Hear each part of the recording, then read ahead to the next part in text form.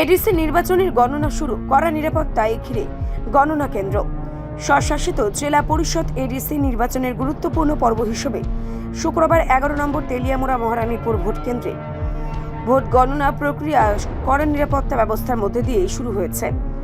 সকাল 8টা থেকে তেলিয়ামুড়া মহকুমা শাসক এসডিএম কার্যালয়ে এই গণনা কার্যক্রম শুরু হয়।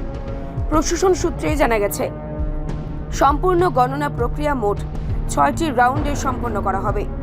প্রতিটি রাউন্ডে নির্ধারিত নিয়ম মেনে ধাপে ধাপে ভোট গণনা চলছে। গণনার জন্য 8টি টেবিল নির্ধারণ করা হয়েছে, যেখানে প্রশিক্ষিত কর্মীরা দায়িত্ব নিয়ে কাজ করছেন।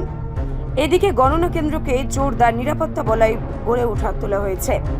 পুলিশ ও আধাসামরিক বাহিনীর জওয়ানদের মোতায়েন করা হয়েছে, যাতে কোনো অপ্রীতিকর ঘটনা পরিস্থিতি এড়ানো যায়। পাশাপাশি গণনা কেন্দ্রে প্রবেশ কঠোর বিধিনিষেধ জারি করা হয়েছে এবং শুধুমাত্র অনুমোদিত ব্যক্তিদেরই প্রবেশের অনুমতি দেওয়া হচ্ছে। প্রশাসনের পক্ষ থেকে জানানো হয়েছে, স্বচ্ছ ও নিরপেক্ষভাবে গণনা প্রক্রিয়া সম্পন্ন করতে সব ধরনের প্রস্তুতি নেওয়া হয়েছে।